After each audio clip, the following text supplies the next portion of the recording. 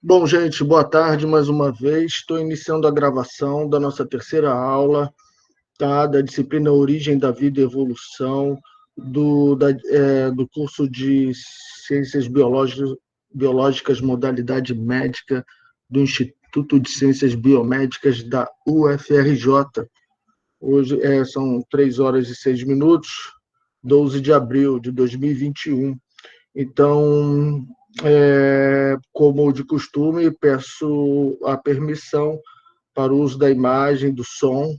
Está sendo gravada essa aula, de forma que quem não quiser, não tem problema, é só não mostrar a imagem nem o som. Tá ok? Antes de começar a aula, eu vou falar um pouco sobre o fórum que eu venho acompanhando, respondo todos até agora, né? Estou conseguindo, até segunda-feira de manhã, até hoje de manhã, sempre na parte da manhã eu termino. E o que eu posso dizer é que a mensagem principal está lá, a pergunta que foi feita está sendo respondida, tá legal? Só que o fórum é também uma oportunidade para vocês desenvolverem. Principalmente, o que me deixa mais feliz é ver que a aula contribuiu para alguma coisa, que essa aula serviu para alguma coisa. Então, quanta coisa não está escrito, não foi falado em aula aqui, gravado, que está disponível no YouTube, e que pode ser revisto e que pode ser usado na argumentação. Quando a gente vai argumentar, é interessante, ele está bem calcado em evidências científicas. E eu estou sempre mostrando os artigos, estou sempre abordando diferentes aspectos, tentando esmiuçar aí nas bases e por que as coisas estão acontecendo.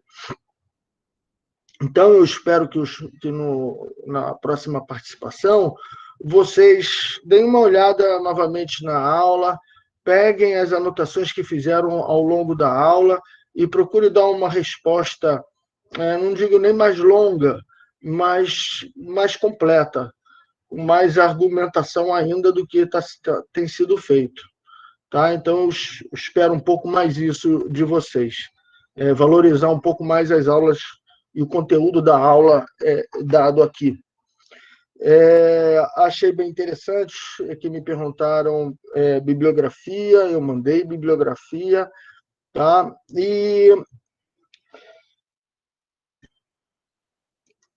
E o melhor mesmo foi poder entrar na cabeça de vocês, ver como vocês estão organizando os conceitos e só um minuto. E a partir daí eu posso, numa próxima aula, hoje, por exemplo, dar uma revisãozinha, sempre como de costume da aula passada, mas focando nos pontos que eu acho que poderia ficar mais claro, até da minha parte. Tá legal?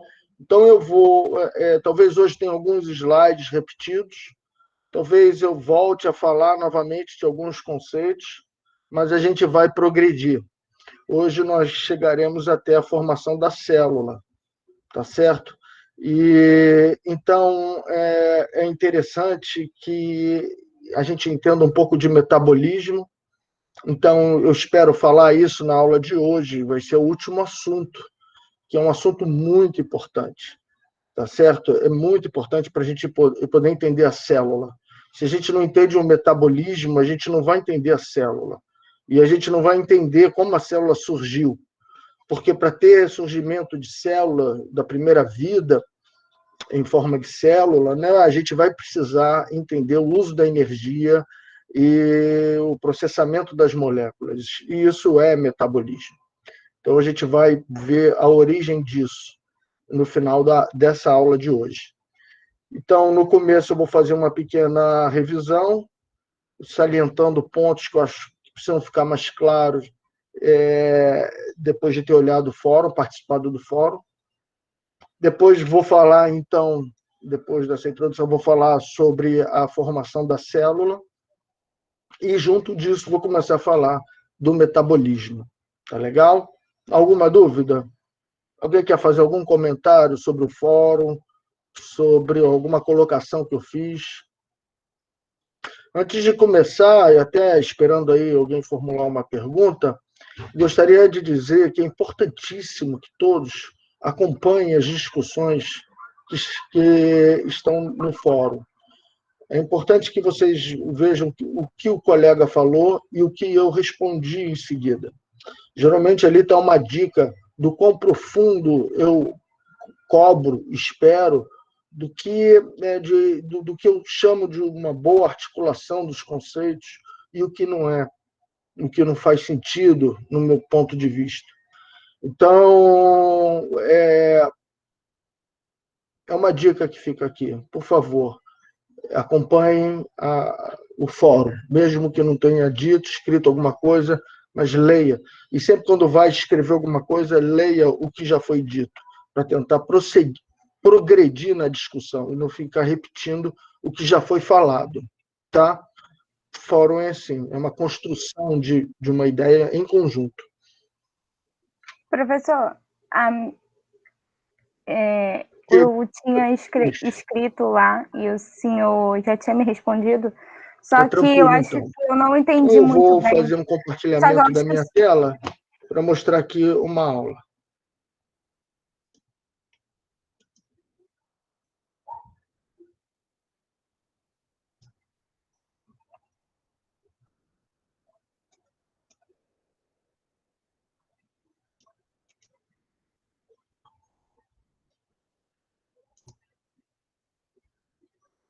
Bom, na aula passada eu estava falando. Quer dizer, desculpa. Nas discussões no fórum, eu percebi que foi citado Oparin, Alexander Oparin, um russo, e não ficou muito claro a contribuição que ele fez. Então, aproveito a oportunidade para deixar bem claro aqui qual foi a contribuição dele. Ele foi o primeiro, veja, 1930, tá? Não tinha nem terminado a Segunda Guerra ainda. E ele fez o quê? Conseguiu pegar o CO2, que é um gás, e combiná-lo com amônia para produzir ureia, gerando água também, como subproduto. E o que isso é relevante? Porque essa reação química foi relevante, foi teorizada inicialmente lá em 1828, mas foi o Oparin que conseguiu. Porque ele pegou justamente algo que não é orgânico e transformou numa molécula orgânica, ureia. Ou seja, por mais que não seja um alcano, uma cadeia de carbonos, tá? Mesmo assim, é uma molécula orgânica, ureia, e ela está envolvida no metabolismo de aminoácidos. Quando você quebra o aminoácido, por exemplo, quando você quer extrair energia do aminoácido, tá? Quem faz uma dieta só com proteína, isso acontece muito. Você tem que extrair a energia da proteína e não da glicose nem do lipídio. Então, nesse caso, você precisa quebrar o aminoácido. E geralmente é gerado ureia, certo? Então, o metabolismo do aminoácido, a quebra dele, gera sempre ureia. E a ureia é eliminada na urina. Então, todo mundo já sabia que a ureia fazia parte do metabolismo de proteínas. E você conseguir fabricar ureia no laboratório significa que você poderia ir mais adiante, voltando para trás, dando energia ao sistema e até construir aminoácidos. Então, ele falou, se eu conseguir fazer ureia, se outras reações poderiam acontecer em seguida, eu poderia adicionar uma fonte de energia e eu poderia gerar aminoácidos. E foi isso que o Miller fez. O Miller pegou, já que o Oparin chegou até a ureia, eu vou tentar ir até aminoácido. E é possível. E partiu novamente de moléculas inorgânicas.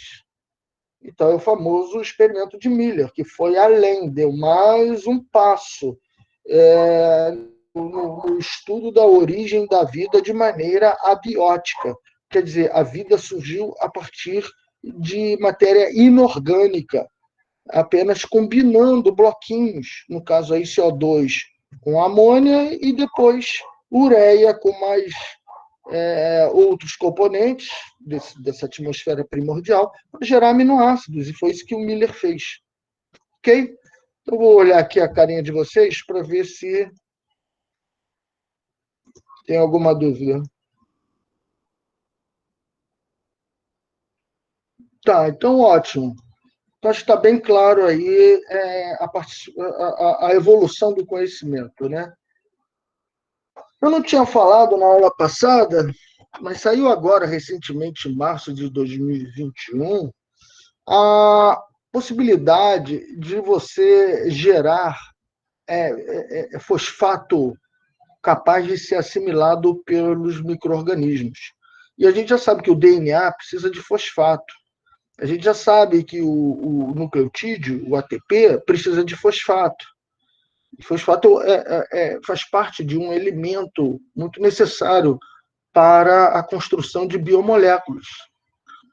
E são tempestades elétricas na origem da Terra que gerou a formação dessas rochas riquíssimas, que são fulguritos, que são riquíssimos em fósforo, tá certo? E isso pode ter servido como fonte nutritiva para as primeiras reações químicas, tá ok? Então, aí o fosfato ficando biodisponível através dos fulguritos formados pelas descargas dos raios. Bom, mais uma vez fazendo essa revisão da aula passada, baseado no fórum, no que eu andei lendo no fórum. Alguém falou alguma coisa? Sim, tem umas perguntas aí. Eu não estou escutando, pode falar mais alto? Peraí, deixa eu... Abre o chat. Ai, gente. Não estava escutando. Agora eu estou escutando vocês. Vocês já devem estar fazendo pergunta para mim há muito tempo. E eu não estou escutando nada. Já perceberam, né? Vamos lá. Estou aberto para perguntas. Tem umas perguntas no chat também. Tá. Professor, tem uma aluna pedindo para entrar, tá? Professor, o senhor poderia falar um pouco mais sobre análise combinatória de módulos moleculares, assunto mencionado na última... Era isso que eu ia falar agora. Boa tarde, Natália. Tá certo. Então, tá, era isso que eu ia falar. Deixa eu mostrar aqui, deixa eu ver de novo o que eu estou projetando. O que a gente tem que ter em mente é o seguinte: a gente precisa, no mundo, tudo são blocos que vão se combinando. Então, são módulos. Você começa com moléculas bem simples, como CO2, amônia, tá certo? E dali você, dando energia para essas moléculas, você faz os elétrons se deslocarem, você libera orbitais, e com isso você começa a ter reações químicas. Muito bem, essas reações químicas, elas podem acontecer não apenas no universo, na superfície dos meteoros, nas superfícies dos meteoritos, na superfície da poeira interestelar, tá certo? E nesses ambientes, a fonte de energia são os raios ionizantes, os raios nucleares, as fontes, raios gamas, raios X, todas essas formas de energia. Isso pode, de uma certa maneira, balançar, desestabilizar a molécula e permitir que ela reaja com o que tiver na sua vizinhança, formando, então, blocos cada vez maiores. Então, no universo, você consegue formar, assim, nos meteoros, blocos um pouquinho maiores, orgânicos, como o que está mostrado aí, nucleotídeos, aminoácidos, acetato, formamida, e uma série de outras moléculas, que todas elas surgindo a partir de combinações de pequenos bloquinhos. Então, eu tenho aqui, vou mostrar daqui a pouco. Deixa eu ver se eu tenho aqui.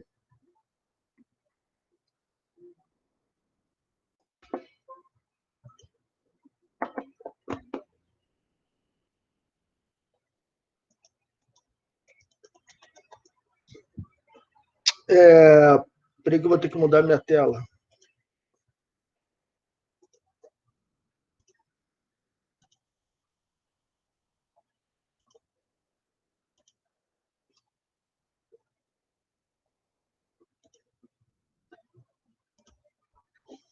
Então, veja, você tem aí moléculas de primeira geração, moléculas de segunda geração e moléculas de terceira geração. Quanto mais elementos você vai adicionando, mais essa molécula vai se tornando complexo. Então, primeiro você só tem dois átomos diferentes, H e oxigênio, ou nitrogênio e carbono, ou nitrogênio monóxido de carbono, quer dizer, só o carbono com oxigênio.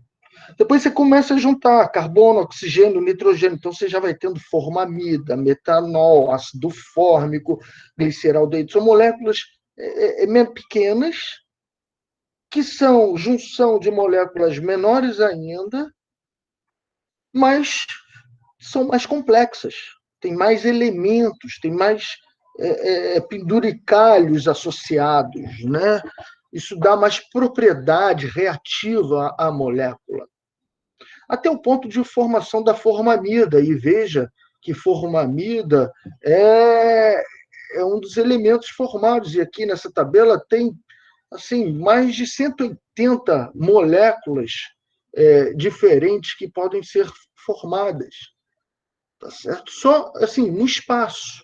Só usando presença de água, às vezes ausência de água, um raio ionizante, depois está protegido, absorve outras coisas, e assim as reações químicas vão acontecendo na superfície de corpos estelares. Agora, imagina se tiver atmosfera. Imagina se tiver água líquida. Aí o nível de reações vai tomando outra proporção. Na aula passada, nós aí falamos. Então, só porque hoje eu estou aqui, ó, isso aqui é a água sendo formada na poeira interestelar, e depois essa água chove na Terra e umidifica e cria os oceanos. Tudo por poeira, cheio de água em volta dela, congelada, e que entrou no campo gravitacional e que choveu na Terra. O que a pergunta do chat se referia era essa análise em sílica, quer dizer, no computador, pegando moléculas de só dois elementos, carbono e hidrogênio, nitrogênio e hidrogênio, oxigênio e hidrogênio, e como combinando isso com reações químicas plausíveis, factíveis, possíveis, é possível chegar a moléculas como nucleotídeos, ou bem mais complexas. Então, os pontos mais escuros representam moléculas importantes que poderiam ser geradas através de reações químicas entre os bloquinhos que vão se combinando e ficando cada vez mais complexo. Tá? Respondi até agora? Estou respondendo? Sim, professor, está respondendo. Maravilha.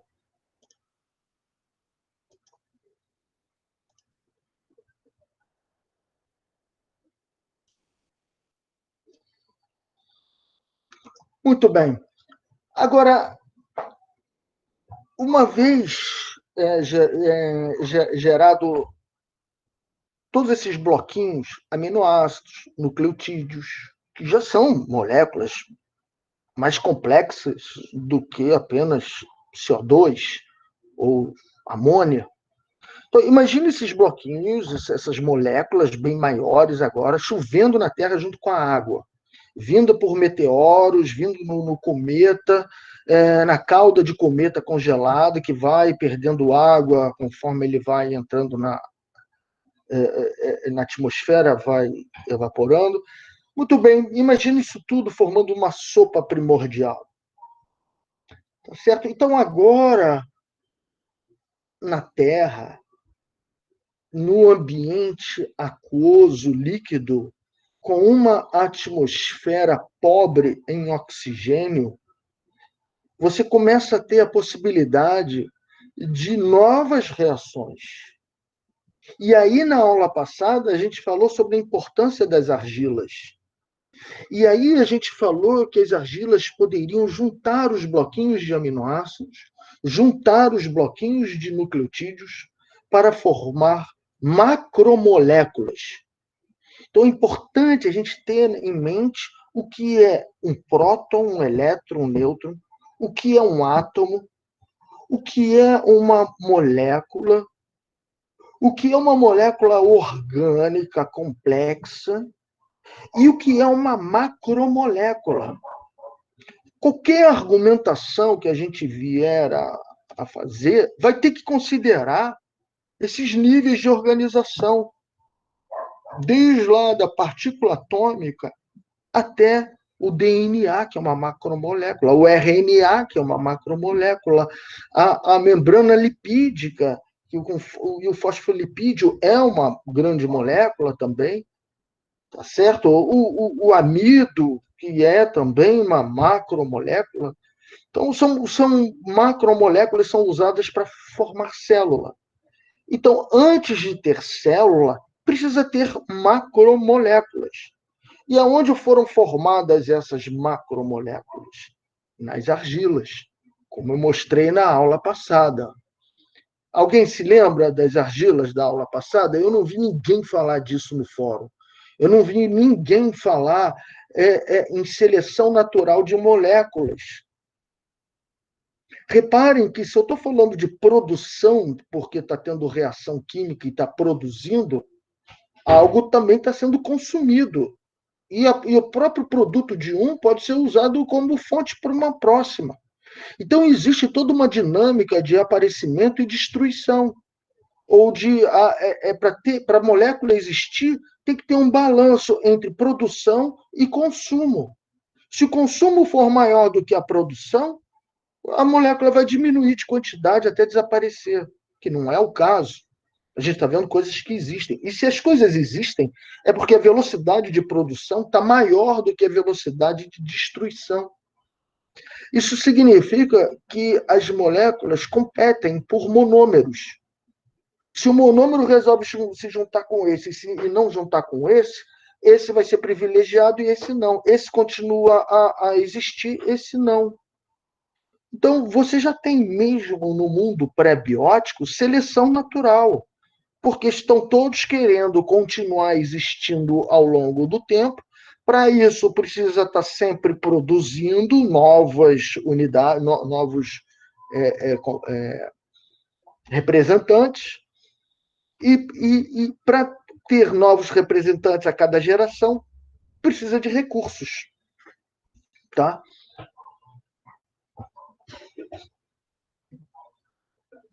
Professor.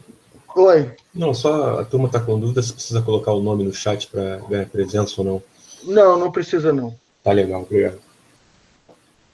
Professor, rapidinho, Oi. uma dúvida. Essa argila, ela ficava depositada no fundo do oceano primitivo? Que eu lembro que eu vi alguma coisa relacionada a algum elemento que era meio verde, que ficava nas rochas. Não sei se eu estou viajando também, mas eu lembro de alguma coisa assim, um documentário que eu vi. Você deve estar se referindo aos estromatólitos, que são os burunduns, assim, lá na Austrália, na beira d'água, e que são camadas de micro-organismo que vêm um crescendo sobre o outro, e no final você tem algo gigantesco, e você é capaz de ir datando. Quanto mais na superfície, mais novo, chega até vivo. Mas conforme você vai indo para a parte morta, você vai vendo que essa parte morta foi sendo feita por camadas adicionais em cima, porque quanto mais interno, mais velho. E lá dentro, na parte mais velha, tem 3,5 bilhões de anos. Então, isso é um dos fósseis mais antigos que tem. Deve ser isso que você está se referindo. Mas eu vou falar dessa argila. Não, argila não. A argila você vai ver que está na região, vamos supor, de poças. Imagina as fontes termais. Imagina as grandes poças. Onde você tem as chaminés, sabe, no parque de Yellowstone, você tem lá as bactérias termófilas, que vivem a mais de 130 graus, são locais onde a ação vulcânica aflora para a superfície da Terra. Então, nessas regiões de chaminés, que vêm lá do interior, são nessas regiões que se formam poças, e essas poças podem secar e hidratar com o tempo. Então, é a hipótese de que até a vida surgiu na Terra, em fontes termais na Terra, e não no fundo dos oceanos. Tá? Mas no fundo dos oceanos também tem essas fontes termais. Então, você encontra um ambiente bem primitivo, com um refúgio do que tinha na época, refugiado que só sobreviveu naquele local, porque aquele local é o mais parecido com o que tinha na época. Eu não consegui achar o estudo que você citou sobre as argilas, não consegui ler no PDF pelo vídeo. O senhor pode depois mandar o nome do estudo depois? Claro, eu acho que eu tenho aqui novas imagens, a gente vai falar disso tudo hoje, né? Estou respondendo essa pergunta, sendo bem rápido, mas eu vou mostrar lá grandes títulos dos artigos, tudo direitinho, daqui a pouco, tá legal?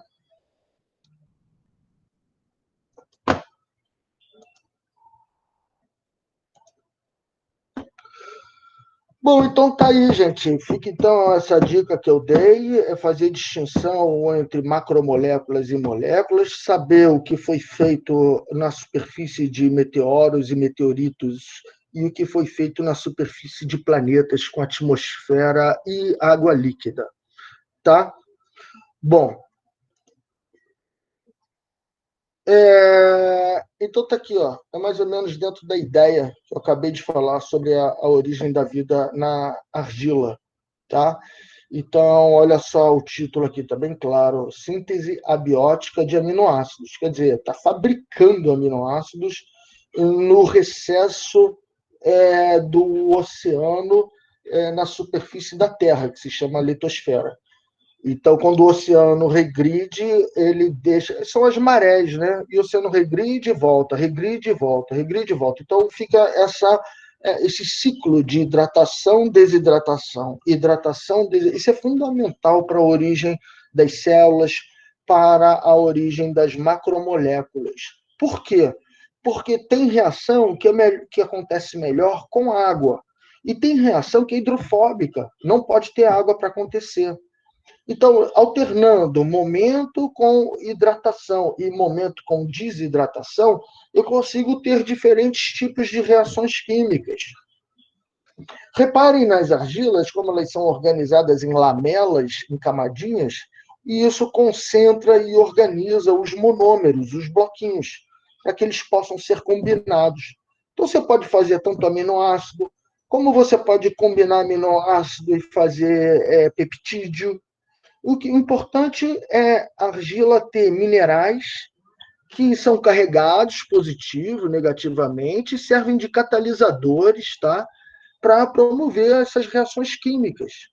Como, por exemplo, isso que já foi visto, a síntese de aminoácido na lama, na argila. Tá legal? E aí estão os estudos para identificar isso. Então, você está aqui, olha como é que os átomos carregados, sódio, alumínio, isso tudo tem carga, tá? Magnésio, isso tudo está presente em enzimas nossas também. As enzimas fazem isso, apresentam esses íons carregados, alumínio, magnésio, ferro, e com isso promove reações químicas bem direcionadas. Então, está aqui, ó, é crescimento de um polímero, LGH é um polímero, aí você vai botar mais um nucleotídeozinho nesse polímero, usa a energia da ligação aqui do fosfato, e você acaba botando mais um bloquinho nessa cadeia de nucleotídeos para fazer um RNA. Tá? Então, isso tudo eu estou repetindo a aula passada. Por quê? Porque ninguém falou isso no fórum. Entendeu? Todo mundo falou a origem das moléculas, RNA, falou tudo, mas ninguém falou como é que forma. É importante a gente dar mecanismo das coisas. Ninguém vai acreditar em vocês se ficar uma coisa, a ciência diz que é assim.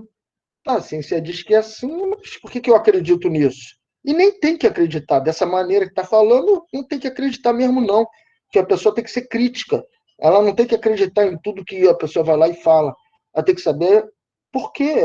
Por que você está falando isso? Baseado no que você está falando? Então está aqui, ó. Então, os estudos. Então, por favor, quando for argumentar lá no fórum, mostre os estudos que estão sendo feitos. Tá? Para explicar a origem do mundo orgânico, da vida e tudo.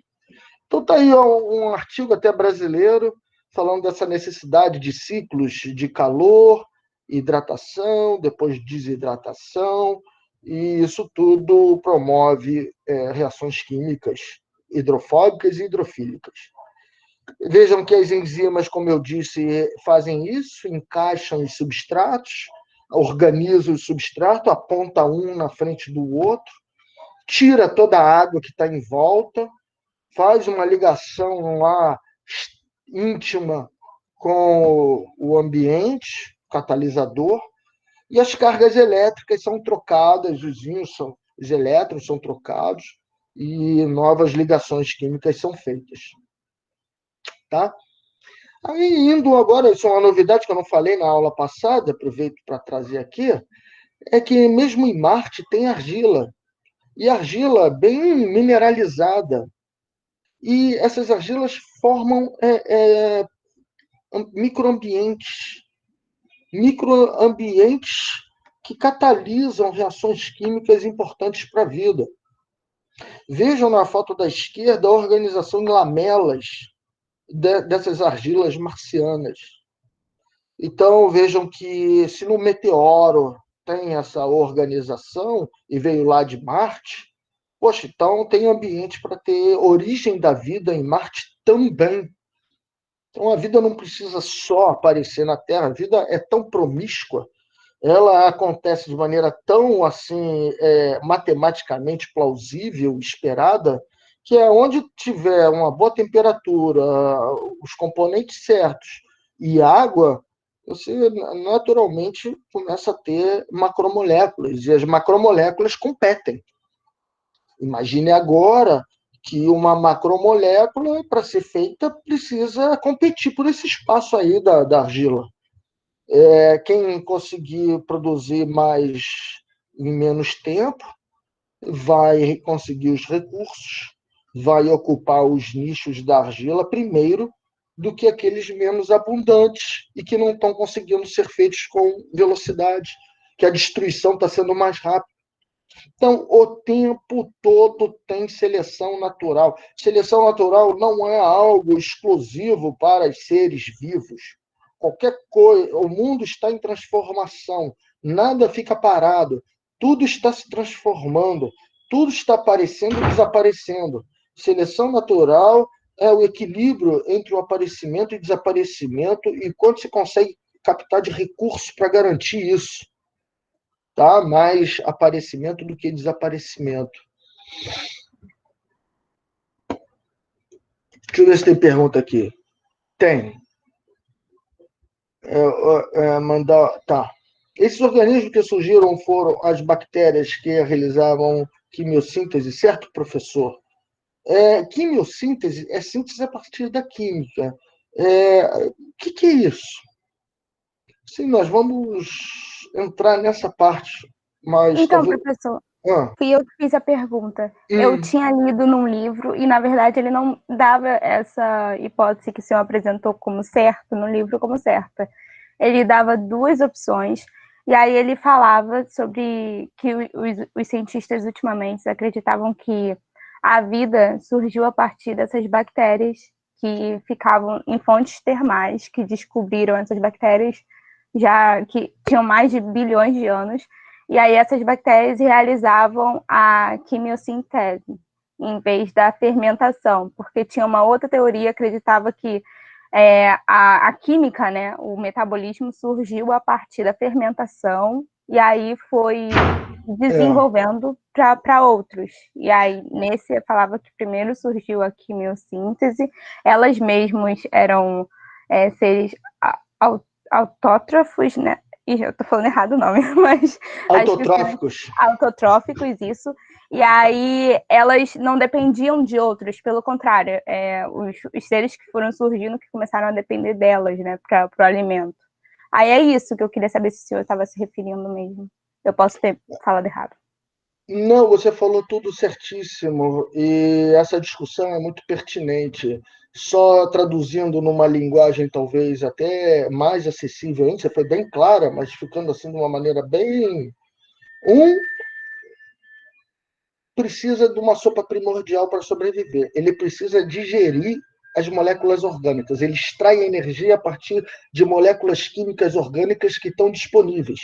Então, nessas argilas, poderiam estar surgindo moléculas orgânicas, e a primeira célula conseguiria englobar essas moléculas, quebrar essas moléculas, extrair energia a partir da quebra. Isso se chama fermentação. Fermentação nada mais é do que você quebrar moléculas grandes, como glicose. Glicose, a princípio, é maior do que o etanol. Quer dizer, a princípio não, é maior do que o etanol.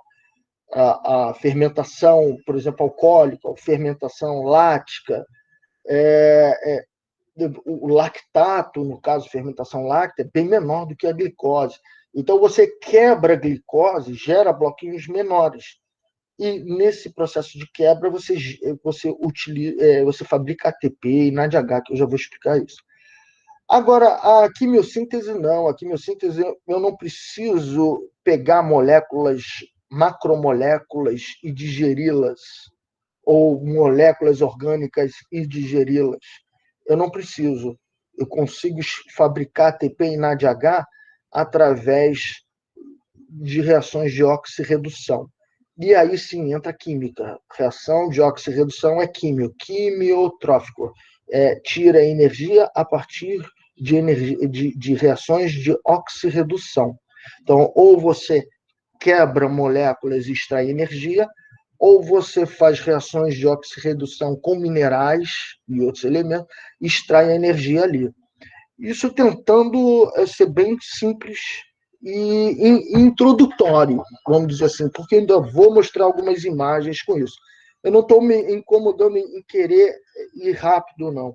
Para mim, o objetivo é dar a aula, ler o fórum, ver onde é que ficou o problema e atacar o problema e depois seguir adiante. Então, essa é a estratégia que eu estou fazendo. Então, pode ser que eu me atrase um pouco, porque eu só vou adiante quando todo mundo mostrar que está entendendo, parece que está entendendo. Tá? São aquelas relacionadas às rochas carbonáticas que eu vi no DOC de origem. Sim, são chaminés alcalinas e com carbono. A gente vai chegar lá. Então, está aqui, ó. Então, qual era o raciocínio que eu estava desenvolvendo? Que existe seleção natural nas moléculas.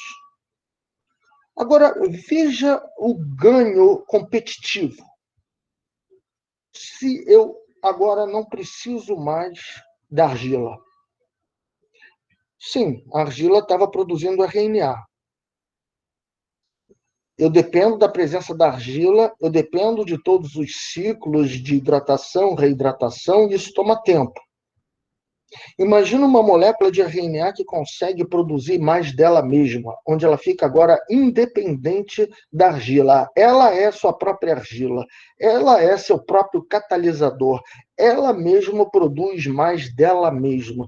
Uma molécula autorreplicante.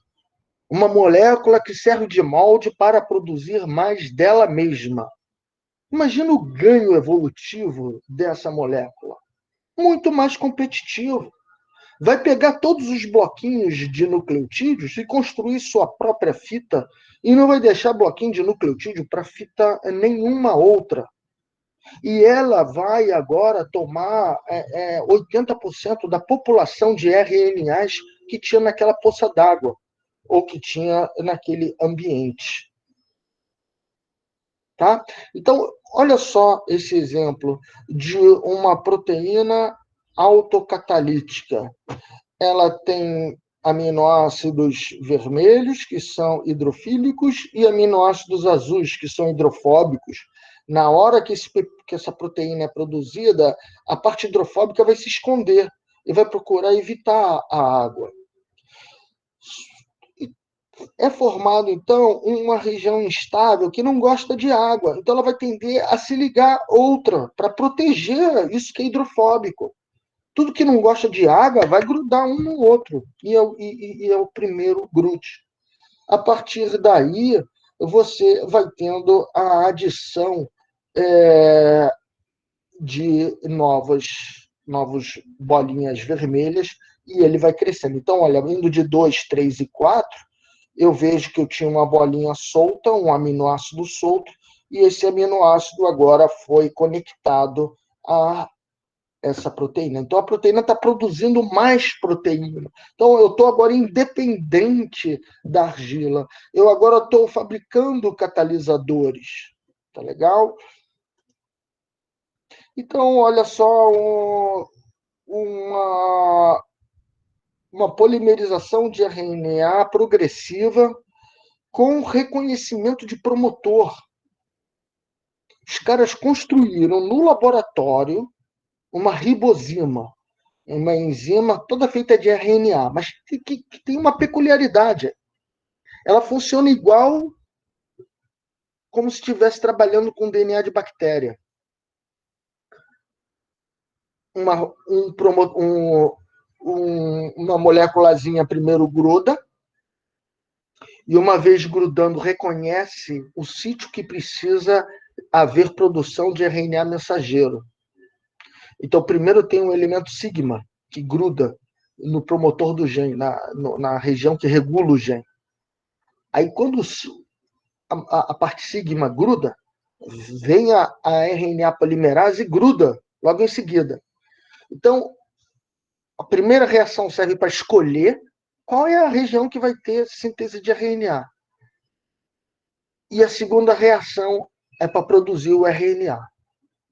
Então, eu já estou fazendo agora um sisteminha onde não é sempre que um RNA vai ser duplicado. Algumas vezes ele vai ser, mas outras vezes não. Essa parte pode ser usado para fabricar mais, mas essa parte pode ser que não seja usada. Você começa a ter um controle do uso da informação. Então, você agora está produzindo ribosimas, moléculas gigantescas de RNA que se dobram e que são catalíticas e que começam a produzir mais RNAs parecidos com ela. E faz isso de uma maneira coordenada. Primeiro esse aqui não. Aí grudou alguma coisa ali, agora esse sim.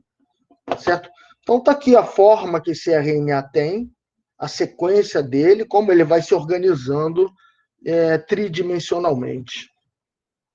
Tá? Deixa eu ver se tem alguma dúvida aqui.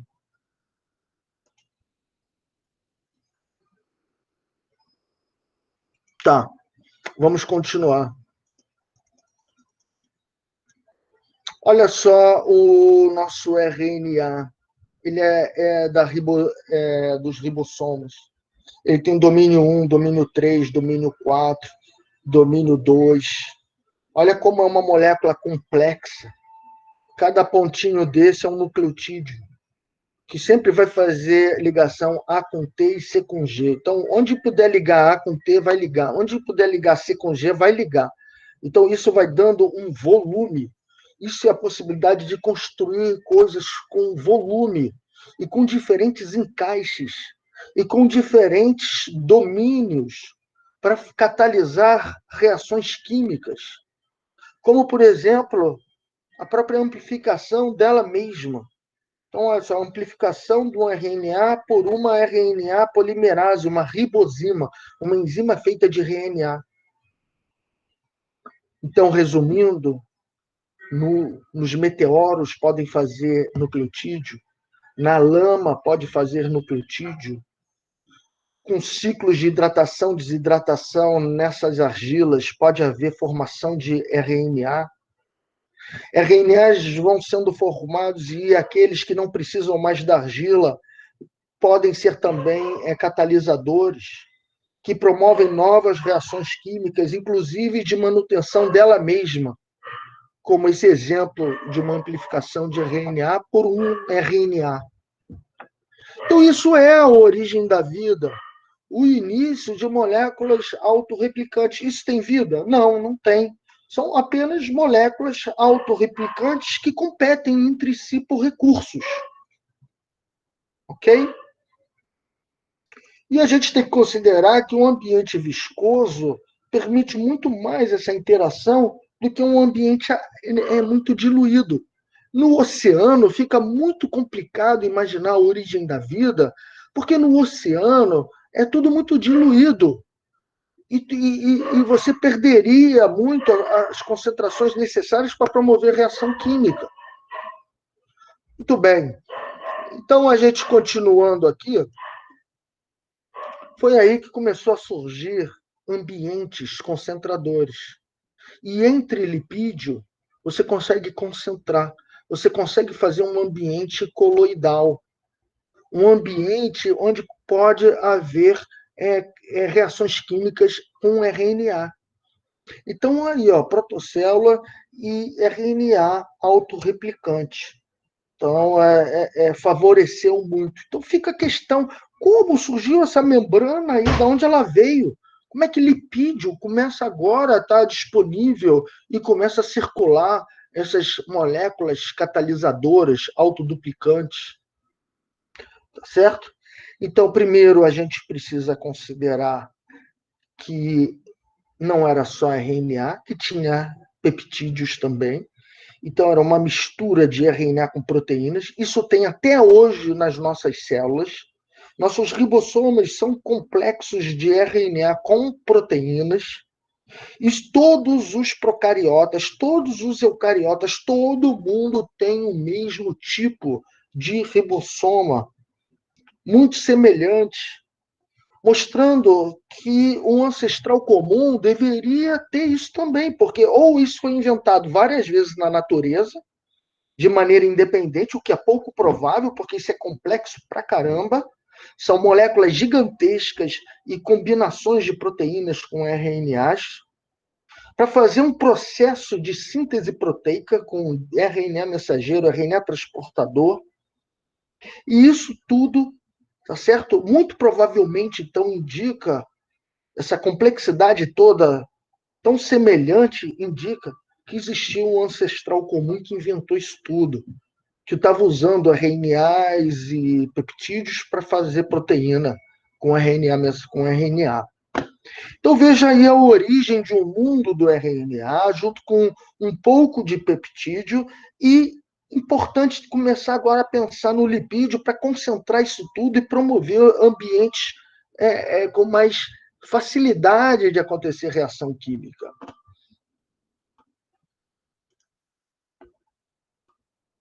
Se eu dar uma olhadinha aqui no fórum, nada de especial no fórum, então acredito que vocês estejam acompanhando o raciocínio. E eu vou tentar agilizar, porque senão a gente fica sem dar coisa nova. Então tá aqui, olha, é mais ou menos assim, isso eu já mostrei na aula passada, que agora estou começando a ter as vesículas, as macromoléculas.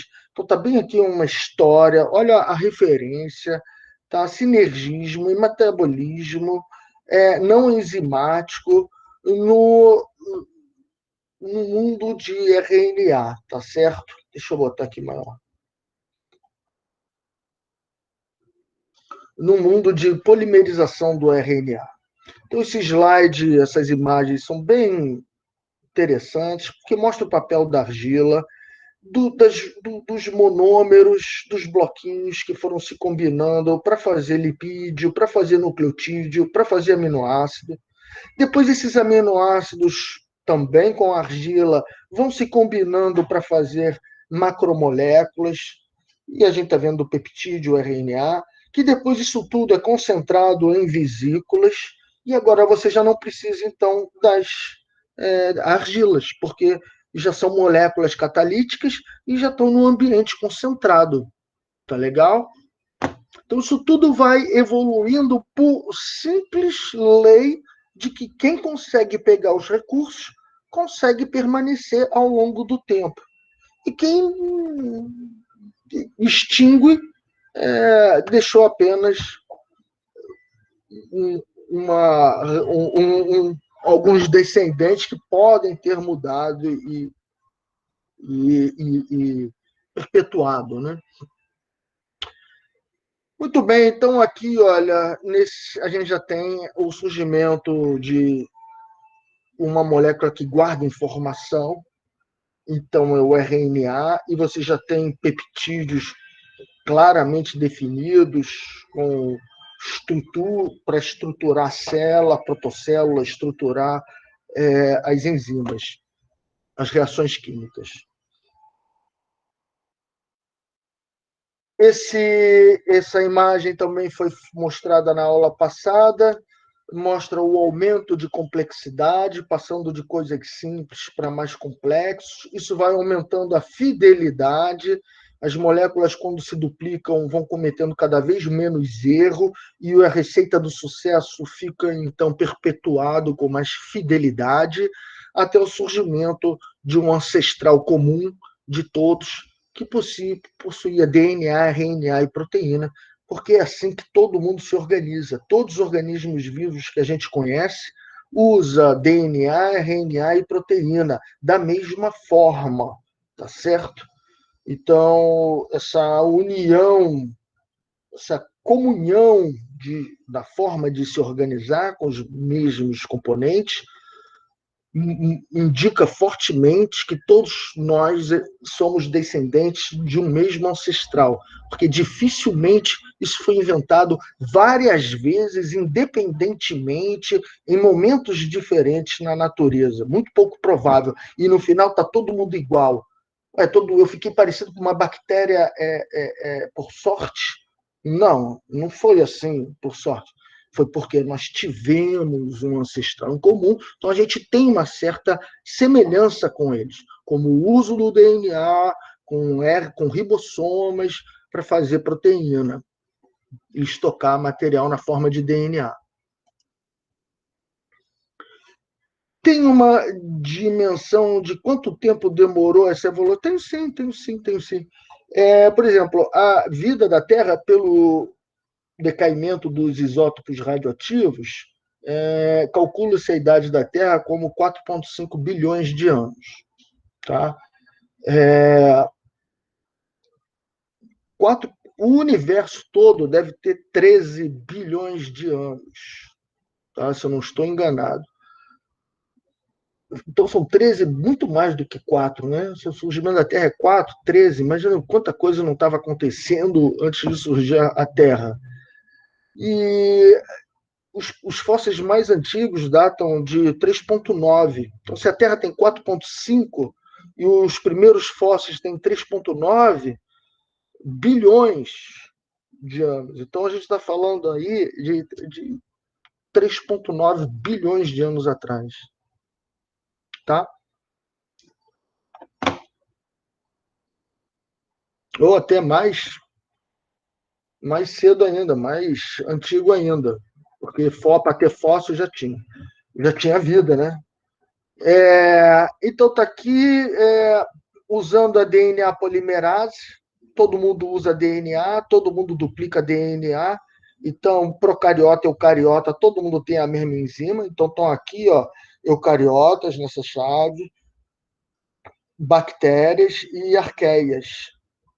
E a gente vê a evolução da DNA polimerase. Então, a gente consegue ver um ancestral comum.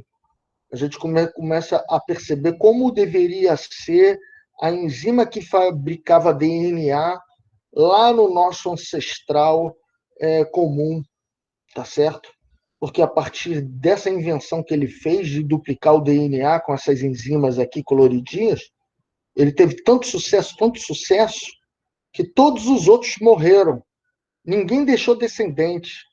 Ele foi o único que conseguiu pegar os recursos, porque era tão eficiente, conseguia guardar DNA, informação do DNA, conseguia transformar RNA mensageiro e conseguia produzir proteína com uma eficiência, com uma velocidade, e por isso todas as formas de vida que começaram a existir nessa época foram extintas, e só sobrou aí os descendentes do Luca, que usam proteína, DNA e RNA, como eu estou falando. Tá? Ok? Professor, Oi, professor, diga. uma pergunta. O vírus também ele tem o Luca como ancestral comum? Ele surgiu junto, tá? Veja aqui nessa imagem que uma coisa são os organismos com célula. Eles estão pintados aí com uma cor meio bege. E você tem os vírus, que estão no andar de baixo da figura, numa cor mais cinza. Repara que eles inventaram uma maneira de usar o DNA e o RNA que está representado por essa proteína verde e verde escura. Mas, como eles são parasitas, como eles sequestram a maquinaria do Luca, como ele é competidor do Luca por recursos, ele infecta a célula, sequestra a maquinaria da célula, desde aquela época, e produz mais dele mesmo. É uma maneira de se perpetuar. É muito eficiente. Os vírus estão aí até hoje. Baita de um bicho, de um ser eficiente, né? Agora, ele foi tão... ele parasitou tanto as células de uma maneira geral, de diferentes organismos, que parte dele ficou sequestrado no genoma dos organismos. Então, você encontra pedaços de informações que vieram de vírus no nosso genoma. Então, você vê lá nos eucariotas, tem uma parte da DNA polimerase que se assemelha a de vírus. Você vê nas arqueias que algumas delas têm isso, algumas não. Você vê também nas bactérias que também tem essas unidades que vieram de vírus. Então, às vezes, os organismos eles trocam genes, no caso aí, para a polimerização do RNA. Tá legal? Entendi. Obrigada, professor. No caso, desculpa, a polimerização do DNA, desculpa, isso é a DNA polimerase. Então, você tem um momento pré-Luca, onde você já tem o vírus lá se reproduzindo, ó. E pré-Luca também já tem DNA polimerase, ou seja, não foi o Luca que inventou a DNA polimerase.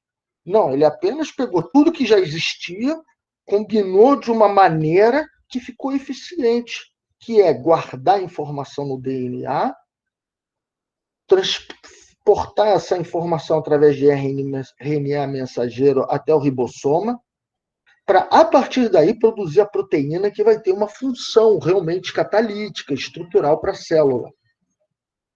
Então, essa maneira de se organizar, estoca informação no DNA, usa o RNA mensageiro, e para fabricar proteína, que vai ser catalisador, que vai dar estrutura e forma, isso é uma maneira tão eficiente de se organizar que foi extremamente competitivo.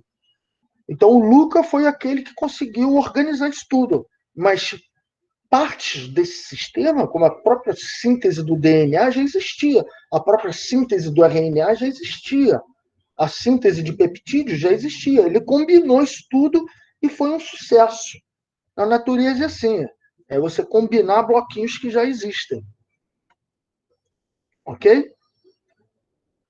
Tá claro isso, gente? Tá ficando claro aí para vocês? Sim, professor. Tá Então sim, tá. professor. Então tá legal, então bacana. Desculpe aí a minha carência, tá? E às vezes eu sinto falta de um apoio. Aí eu pergunto assim, diz aí, gente, se tá entendendo, mas já vi que estão. Então tá legal. Então, continuando, esse é um mecanismo inventado pelo Luca.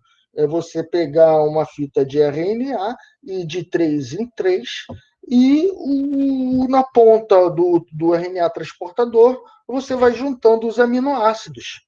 E assim eu vou pegando as sequências de nucleotídeos e vou transformando em sequência de aminoácido. Então, é um acoplamento. É igual o piano que toca sozinho no Velho Oeste. O papel vai desenrolando, é um código de furinhos no papel. Conforme os furinhos vão passando, as teclas vão sendo pressionadas e o som vai saindo. Eu transformei um código de furinho num código de som, numa música, tá certo? Então, assim aconteceu com essa interação. O DNA guardando a informação, RNA mensageiro transportando com transportador, chegando no ribossoma e produzindo a proteína, passando de um código para outro. Um código de nucleotídeos para um código de aminoácidos. Tá? Eu agora vou fazer uma pergunta para vocês. Não tem problema atrasar, não tem problema. É importante desenvolver esse raciocínio. Por que o Luca teve tanto sucesso guardando informação na forma de sequência de DNA, de nucleotídeos em DNA, e não em RNA e não em peptídeos? Por que ele escolheu justamente proteínas para fazer catalisação, fazer estrutura, sabendo que o RNA pode ser um catalisador, sabendo que o RNA pode ter sua forma 3D e vir a fazer a estrutura de alguma parte da célula? Qual é o objetivo de ter o DNA estocando informação e por que ele? Alguém pode me dizer?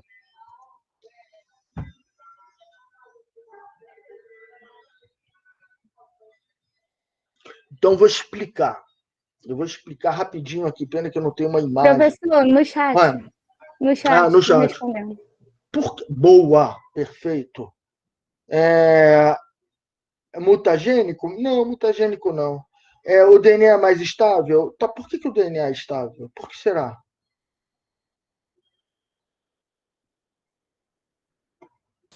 O DNA é menos reativo, né? Porque ele é o desóxido, né? Do que o RNA. Então, o RNA tem mais fácil de reagir e assim né? O professor, teve um professor que uma vez explicou que o RNA, ele era mais frágil, digamos assim, ele poderia perder as informações, apesar dele fazer tudo e ser muito mais completo que o DNA, ele mas eu mais vou mais fácil de além. se desintegrar, digamos assim, e o DNA ele é mais complexo e mais resistente. Completando com o que o Caio falou. Entendi. Não, eu posso dar uma outra complementação, mas não, o teu professor está certo também, tá? O que eu vou falar só complementa. O DNA é composto de duas regiões. Um esqueleto que é uniforme, que são as ligações fosfodiéster com as riboses. Ribose, fosfato, ribose, fosfato, ribose, fosfato, ribose, fosfato. Isso é o esqueleto, isso não muda nunca.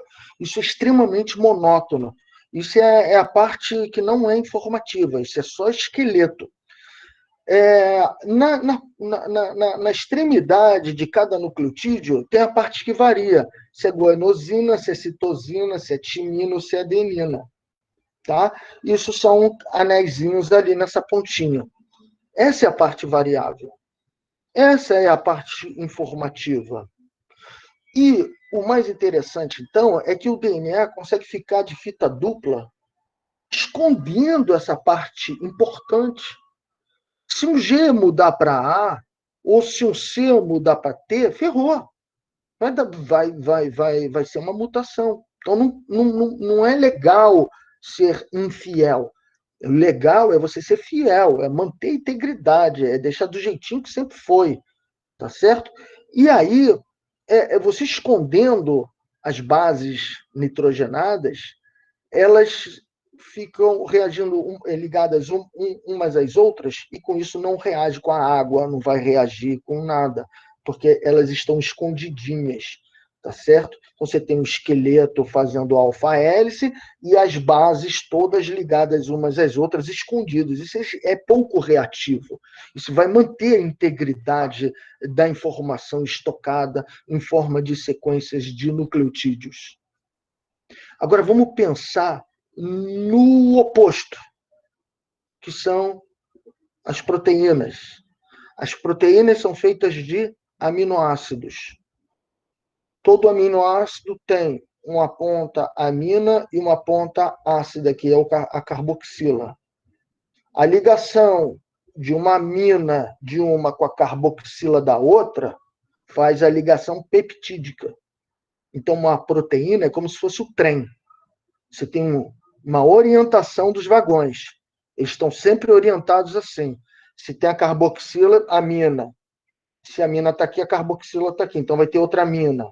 Se a amina está aqui, vai ter a carboxila aqui. Então, outro vai. Então, os aminoácidos vão se juntando em sequência, sempre formando ligações peptídicas.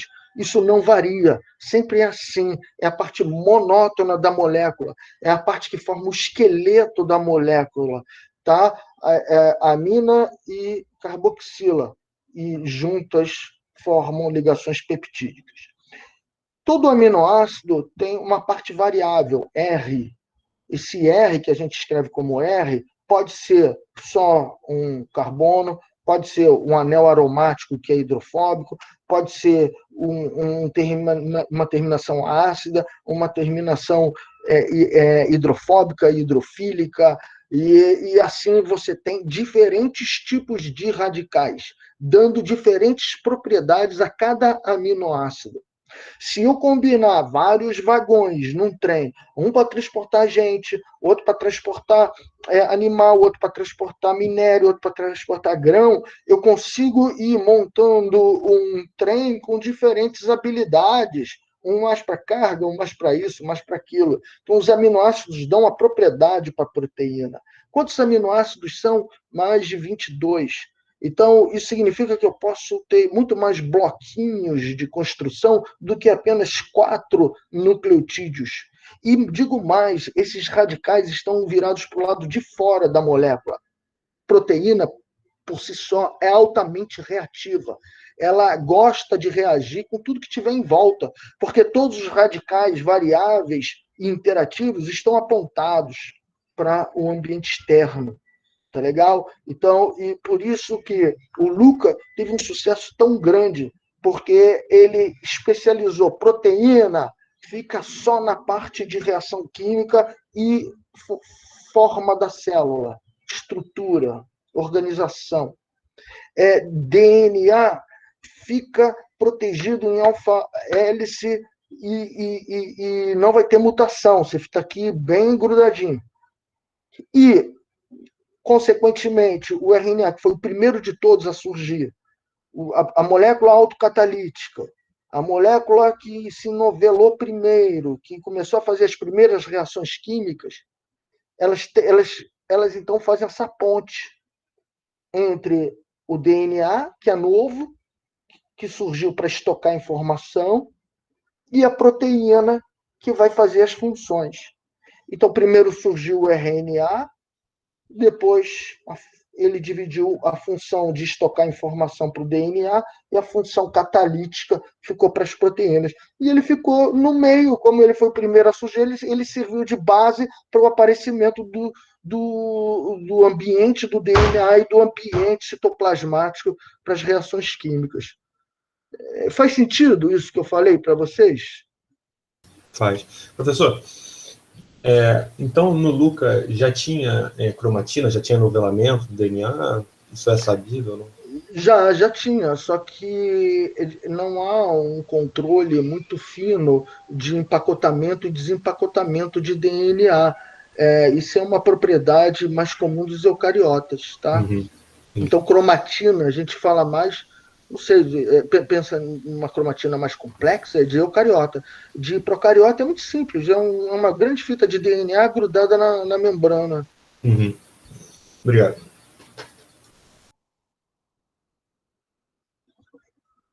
Tá, então vamos continuar a nossa ideia. Eu já expliquei então o surgimento do DNA, o surgimento das proteínas, e que a origem disso tudo é o mundo de RNA com alguns peptídeos.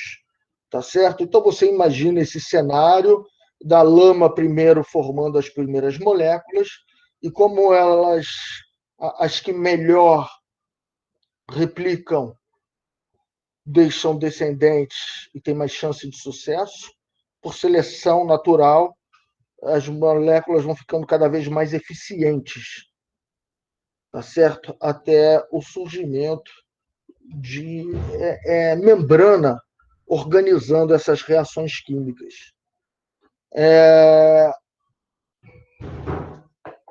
Então, está aí falando sobre a organização dos componentes dentro da célula, e que as vias metabólicas, as vias de processamento, né, elas geralmente são complexos de proteínas que estão juntos. Então, por exemplo, E1, E2, E3, E4, E5, faz parte de uma cadeia de reações que vão acontecendo. Geralmente essas enzimas estão juntas, formando grandes aglomerados. Então, é assim, olhando essa foto, a foto real mesmo de um ovo de uma célula, de um ovo provavelmente de um girino, né? A gente vê essa organização em grumos, mostrando as proteínas formando complexos, interagindo umas com as outras. Então, veja que é um ambiente viscoso, veja que é um ambiente altamente concentrado, os componentes estão ali organizados. Isso é um vírus muito antigo, que depois eu falo. Bom, então agora a gente já está começando a falar um pouco mais sobre o Luca e a própria origem da vida, né? O Luca vem bem depois, né? A vida deve ter surgido na forma de protocélulas, onde não tinha ainda DNA estocando informação, tradução e o que eu expliquei há minutos atrás. Antes mesmo do Luca, você já tem as protocélulas. E esse é o ambiente que surgiram as protocélulas. Veja essas poças termais. É a tal da teoria que eu falei, que a vida começou em terra, nessas grandes poças, nesses grandes lagos com fontes termais. São riquíssimos em minerais e reações químicas bem diversas, tá? Veja as diferentes cores desses lagos, isso representa abundância de elementos. Imagina as reações químicas acontecendo aí. Na figura da direita, a gente vê uma organização estratificada. Isso mostra ciclos de hidratação e desidratação, o que é muito importante para a síntese de moléculas orgânicas, que precisa, às vezes, de um ambiente aquoso e, às vezes, de um ambiente não aquoso, hidrofóbico. Então, são ciclos de evaporação e hidratação, evaporação e hidratação, que esses ambientes indicam.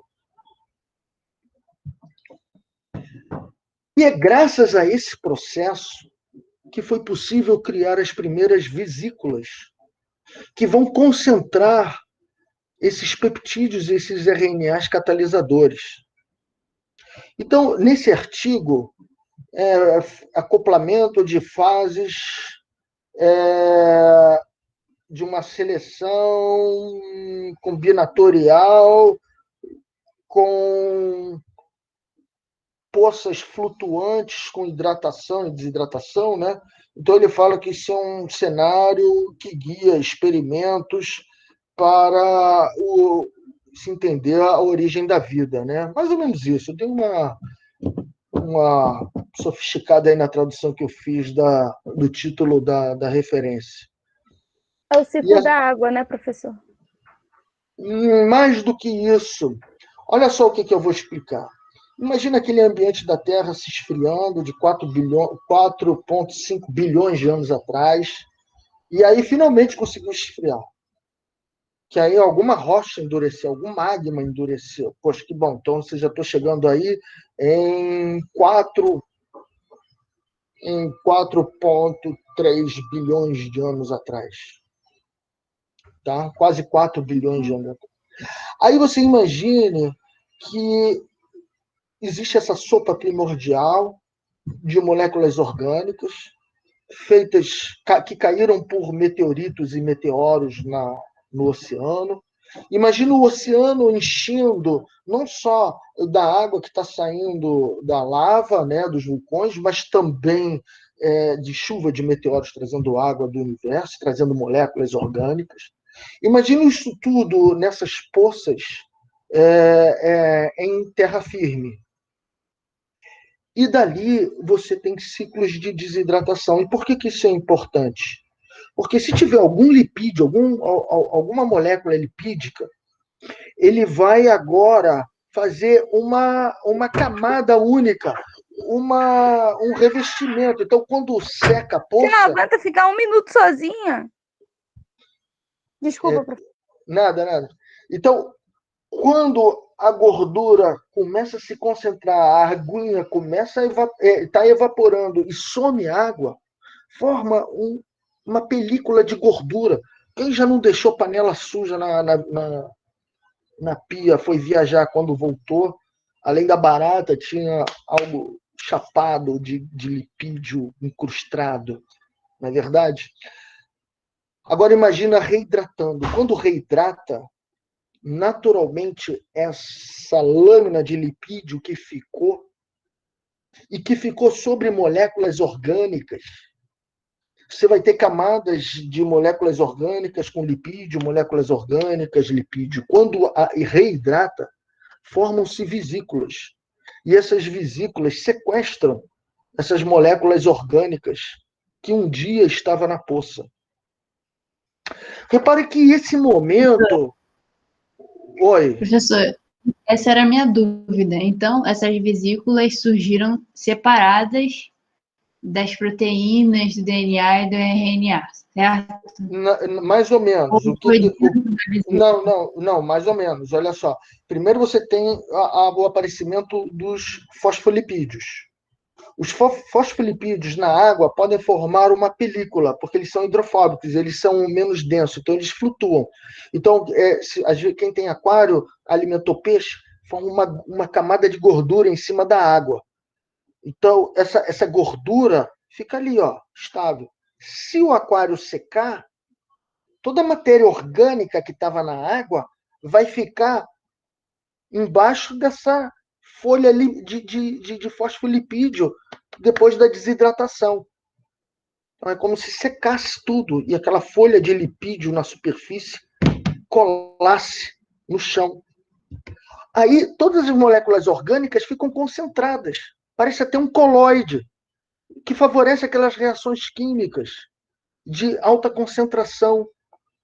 Então, e digo mais, nesses ambientes hidrofóbicos, o fosfato pode entrar no ADP para fazer ATP. ATP pode ser formado no ambiente hidrofóbico. Basta ter fosfato e ADP. Naturalmente, o fosfato vai lá e gruda. E eu fabrico ATP, então, nesses locais. Então, o que eu quero dizer é que, evaporando água, concentrando o soluto e mantendo uma folha lipídica, você vai chapar aquilo tudo, você vai criar uma películazinha e ali dentro tudo concentrado, reagindo, reações químicas sem água. Quando volta a hidratar, isso tudo forma pequenas bolhas e as vesículas, então, são formadas juntos.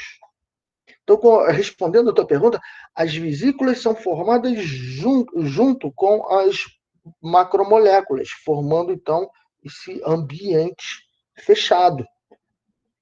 Tá? Então, quando formou não formou uma vesícula vazia que depois encheu. Não. Formou uma película chapada, sem vesícula, secou, grudou.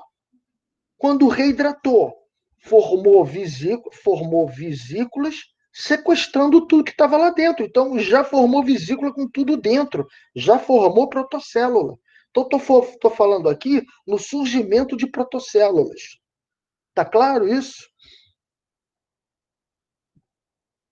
Tá sim.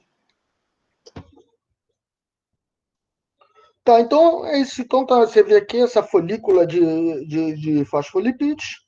Conforme desidrata, formam-se camadas, quando reidrata as vesículas. Agora vejam que agora, se você tem ciclos de desidratação e reidratação, e é nesse ciclo que acontecem reações químicas, e nesse ciclo as moléculas geradas em ambientes hidrofóbicos são vesiculados, imagina agora uma proteína, um RNA que estabiliza a vesícula, que bem gruda nos fosfolipídios.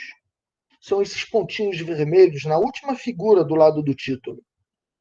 Essas vesículas viverão muito mais do que as outras.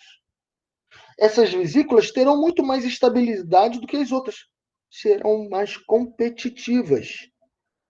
Então, aqui também tem seleção natural, porque a gente está falando de formação de vesículas, cada uma um pouco diferente da outra, porque cada uma tem uma carga de componentes orgânicos diferentes ali dentro dela, que pode favorecer a sua permanência ao longo do tempo, ou não, ou desfavorecer. Então, quem consegue permanecer por muito tempo tem mais chance de continuar existindo e gerar estruturas cada vez melhor competitivas, mais estáveis, que são produzidas com mais rapidez, com mais facilidade.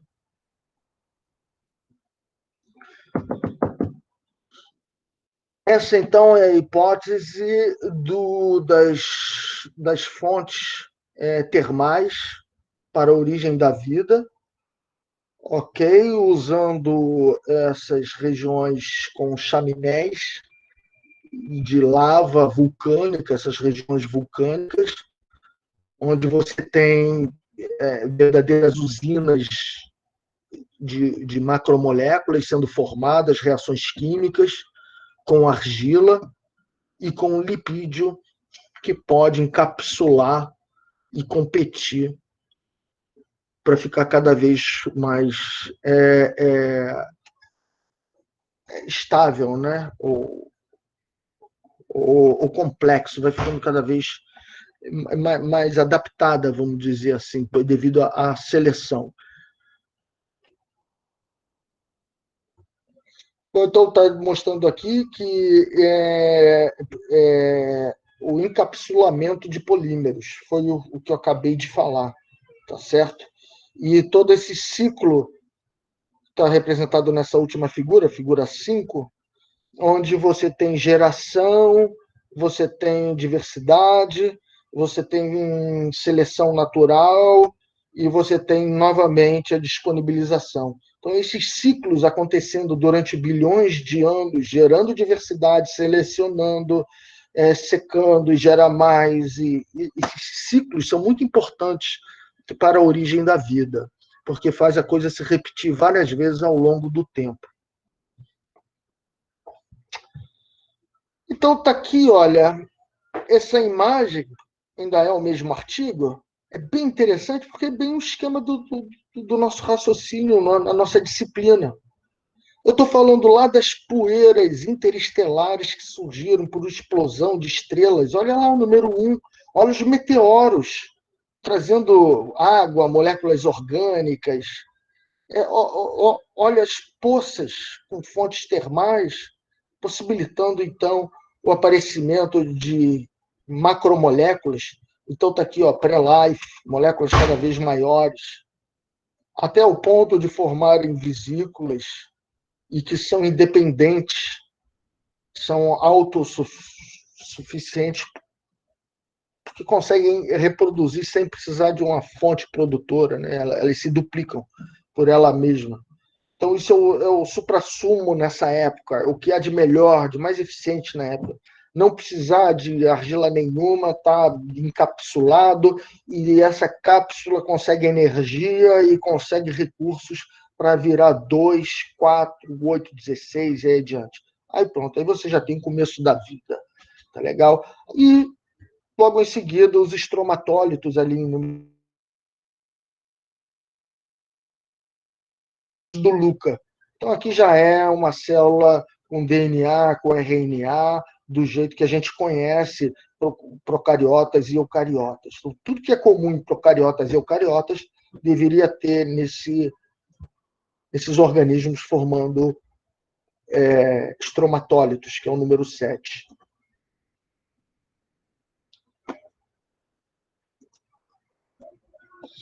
A partir da formação dessa, claro, sim, as protocélulas surgem a partir dessas vesículas.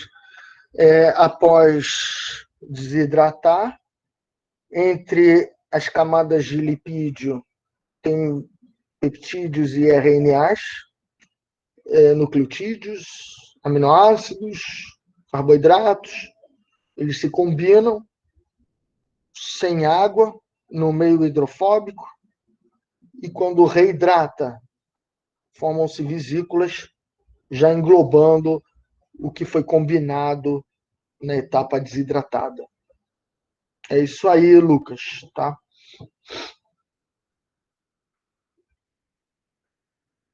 Bom, tá, legal, Lucas, então boa. Então vamos continuar agora com essa projeção que eu estou fazendo, onde mostra essa fonte termal em regiões abissais, em altíssimas profundidades. Tá? A gente tem depósitos que se assemelham a essas fontes termais, são fontes alcalinas, tá legal?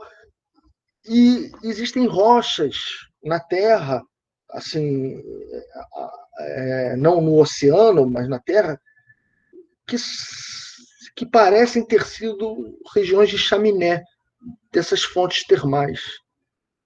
Então, você encontra elas tanto no oceano atualmente, tá?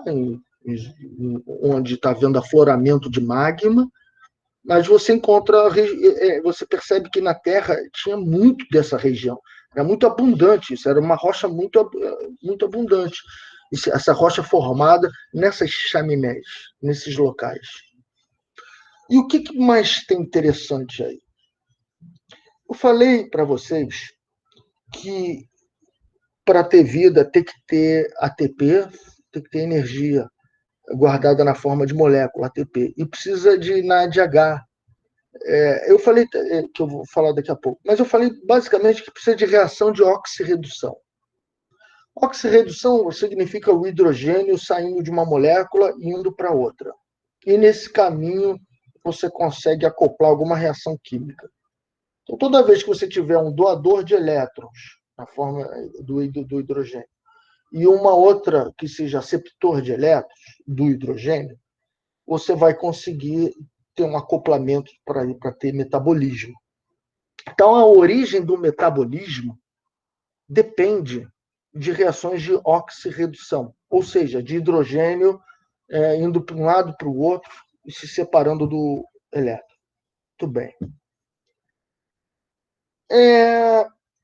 Nessas fontes termais, o interior é alcalino. E no mar, que está em volta dela, é um ambiente mais ácido. Então, existe uma tendência de fluxo de elétrons. Os hidrogênios que estão livres na água do mar, eles se deslocam para essas zonas de chaminé e há combinação com sulfetos, com outros elementos receptores desse hidrogênio. Tem uma química bem complexa essas chaminés. Está vindo lá dos magmas das profundezas. O mais interessante é que esse ambiente, com essa diferença entre uma região ácida doadora e uma região alcalina receptora, é semelhante a essas regiões de reação química com oxirredução. É semelhante ao processo de extrair energia de oxirredução. Então, acredita-se que o metabolismo possa ter surgido antes mesmo da vida. Porque para você ter reação química, você precisa de energia. E essa energia pode estar vindo de reações de oxirredução causada por esse gradiente de pH entre o interior dessa chaminé e o exterior. Então, você pode utilizar esse ambiente com fluxo de elétrons para acoplar reações químicas aí, devido a essa diferença de pH e por isso tem um fluxo de elétrons.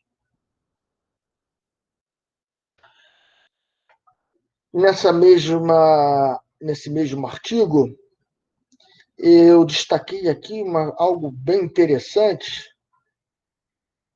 que em 2019 foi descrito uma fonte alternativa da energia quimio-osmótica. Que é isso? Uma energia quimio-osmótica, devido à osmose do hidrogênio de um local que está abundante ácido para um local que está alcalino, você pode acoplar reações químicas dessa quimio-osmose aí. Isso tem uma energia, esse deslocamento dos prótons.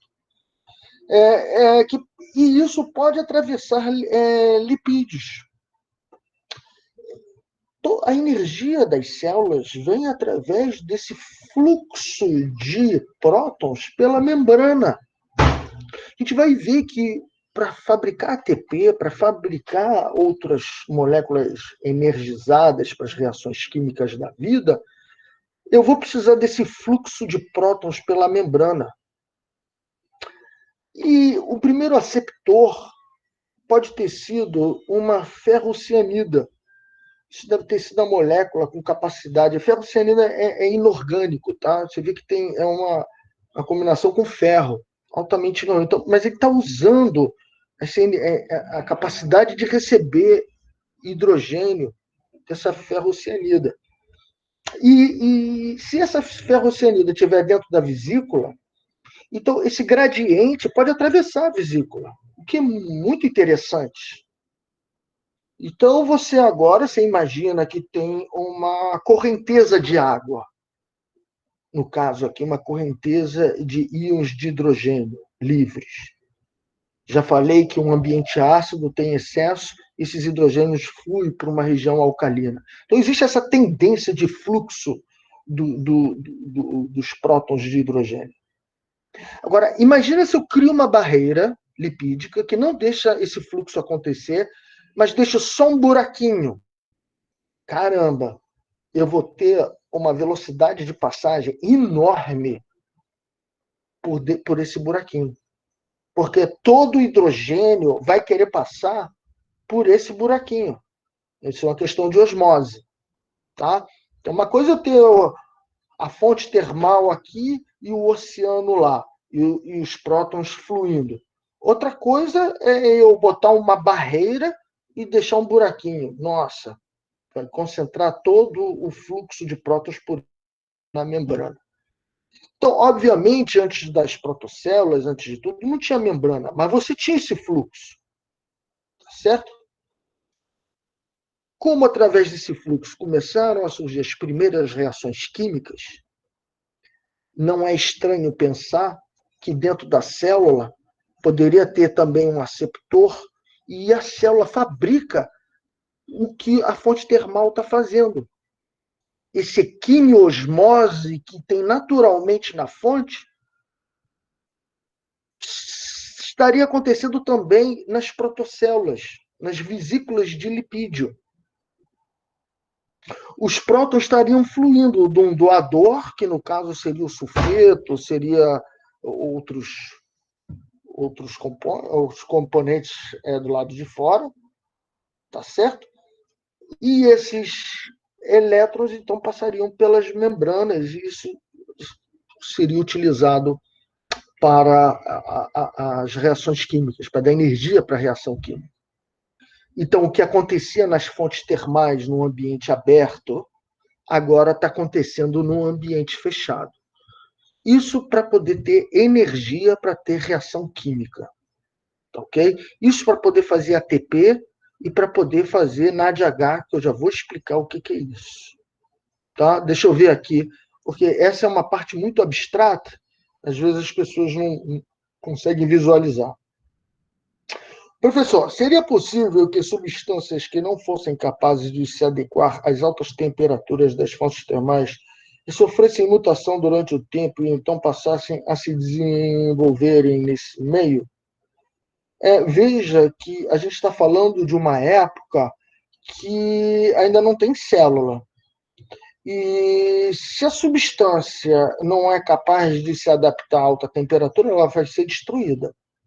Então, ela não consegue se adaptar, porque ela foi destruída.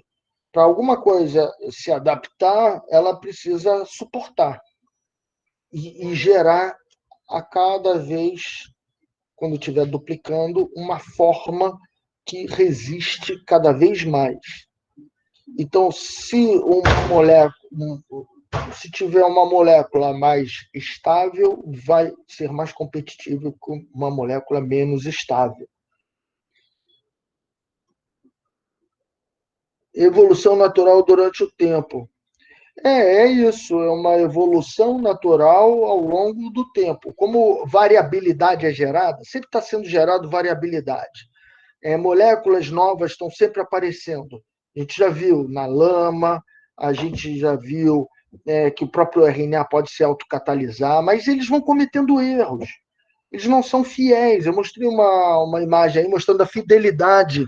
É importante se reproduzir igualzinho, mas eles cometem erro. Nem a gente consegue reproduzir igual o que a gente tem. A gente faz mutação, né?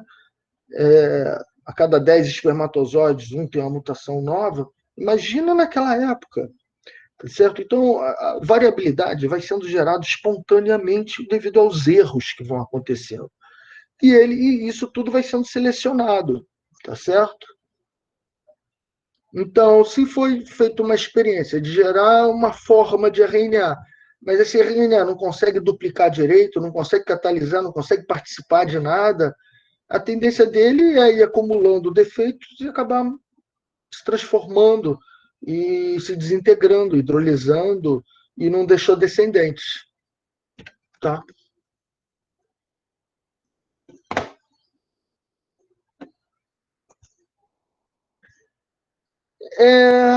Então, você precisa sempre de um doador e um receptor. Veja que até no meteoro de Munchausen, tá certo? Você encontra quinonas que podem participar desses fluxos de doar elétron, receber elétron, tá certo? Nessas reações de oxirredução.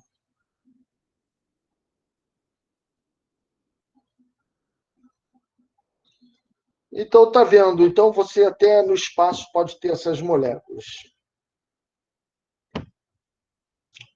Bom, então, essa deveria ser a fonte de energia. Esses quimioautotróficos conseguem extrair energia a partir das reações de oxirredução. Tá?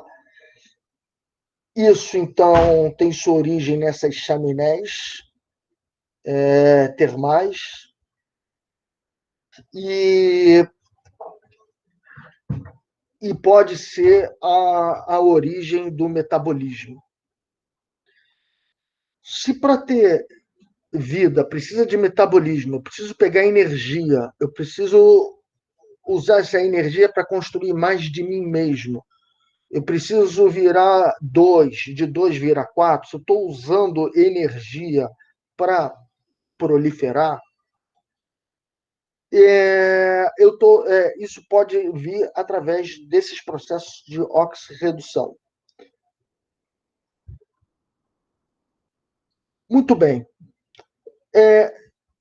Se isso era comum na Terra, essas fontes termais, se ali tem condições de gerar energia, se ali tem condições de gerar o primeiro metabolismo, Se as protocélulas estão aparecendo com catalisadores e tudo mais, nada mais plausível de se pensar que as primeiras formas de vida usavam também esses mecanismos de oxirredução. E onde é que você vai encontrar isso? Você vai encontrar nas fontes termais, onde tem essas fontes termais hoje em dia. Então, olhando a composição dos animais que vivem em zonas abissais ao lado dessas chaminés, percebeu-se que todos eles dependiam de um micro-organismo. Esse micro-organismo tinha a capacidade de pegar o elétron do sulfito e fazer o oxigênio receber esse elétron do sulfito. É muito abundante sulfito lá que sai dessas chaminés. E se ele reagir com o oxigênio, ele vai tirar o hidrogênio.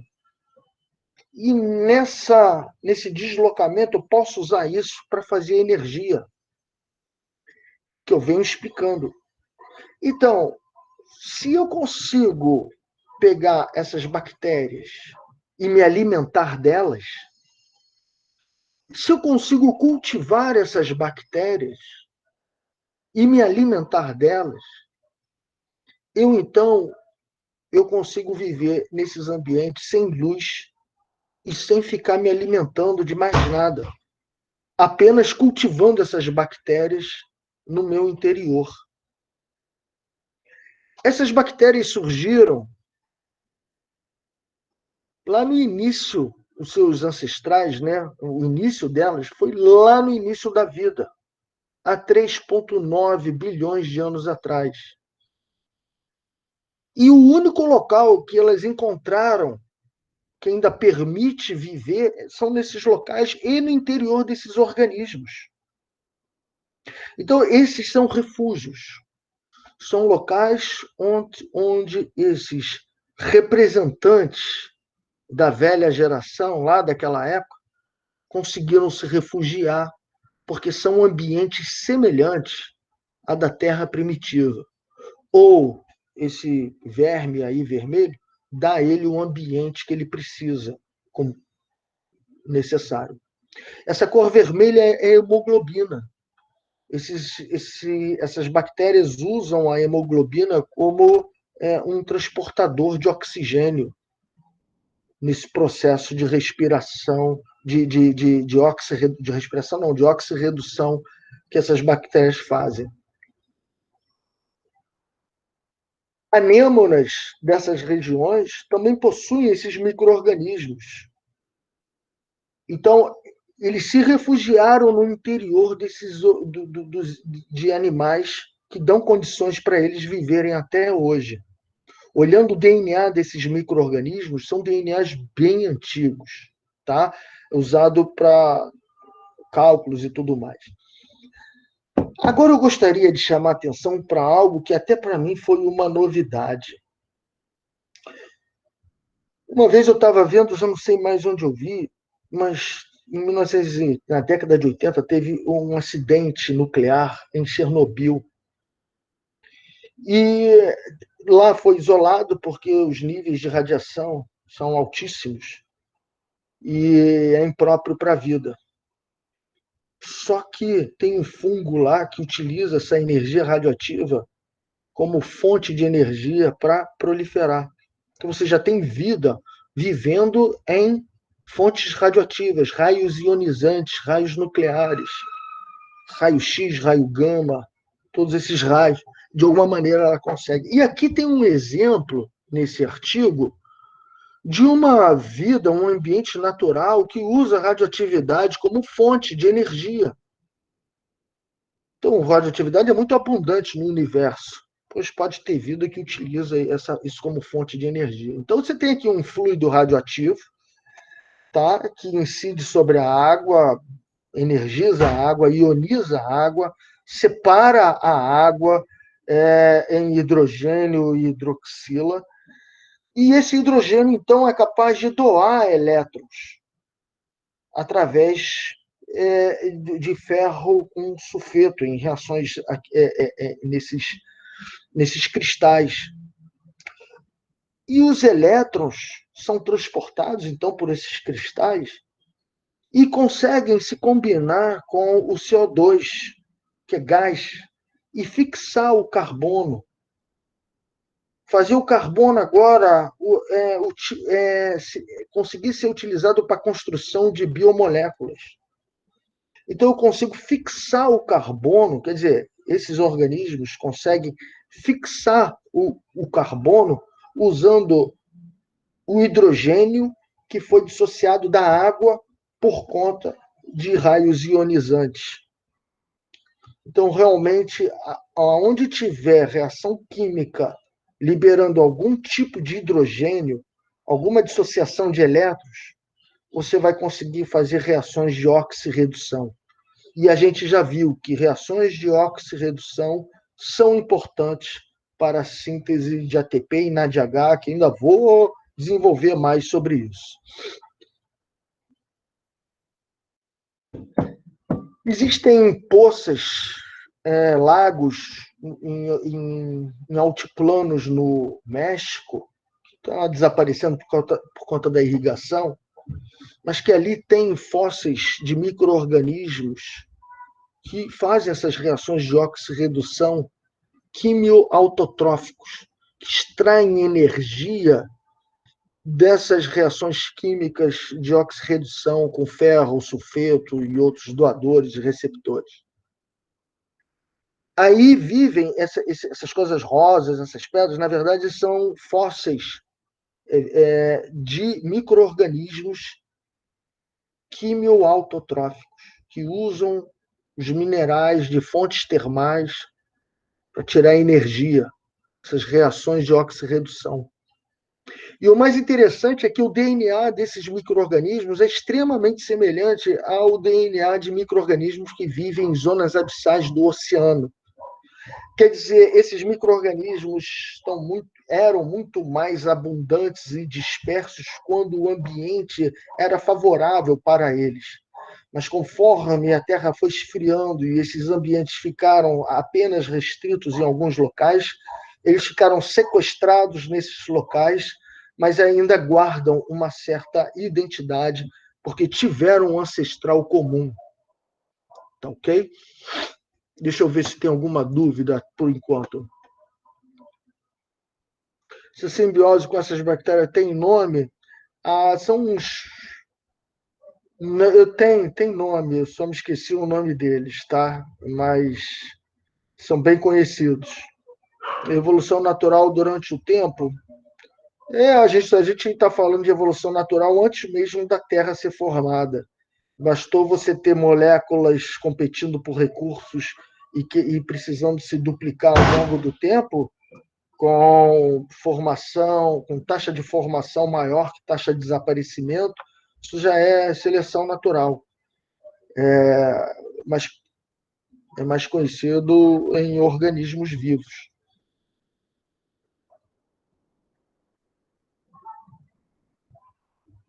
Relação a se desenvolver temperaturas da fontes termais.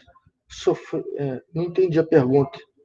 Professor, seria possível que substâncias que não fossem capazes de se adequar... Professor, você já respondeu. Já respondi. Então, continuando aqui, para a gente ir terminando, parte de hoje. Olha só a superfície de Marte na direita e a superfície de Encelados, que é uma lua de Saturno. Sempre com indícios de fontes termais, do magma aflorando na superfície do planeta. No caso dessa lua, ela tem uma superfície aquosa, de água, só que a crosta é congelada, mas o interior possivelmente é líquido, muito possivelmente, principalmente porque são observados esguichos como se fossem geysers, como se fossem chaminés, fruto da evaporação da água. Isso só pode estar vindo de energia do lado interior dessa lua, na forma de magma que está derretendo, e que isso está gerando, então, esses geysers. esses afloramentos de água espirrando para cima, esse chafariz, né? E agora, se tem fontes termais, se tem água, tudo indica, então, que pode estar tendo vida nesses locais, porque você pode ter uma temperatura adequada nesses locais, tá certo? Você tem toda a receita para ter vida nessa Lua. E em Marte, essas protuberâncias são feitas de sílica, isso são indícios também de geysers, de afloramentos do magma, que são regiões de usina de moléculas orgânicas, porque são regiões com riqueza de reações de oxirredução. Então, isso mostrando aí o oxigênio como aceptor de elétrons, ele podia estar sendo usado desde 3,5 bilhões de anos atrás.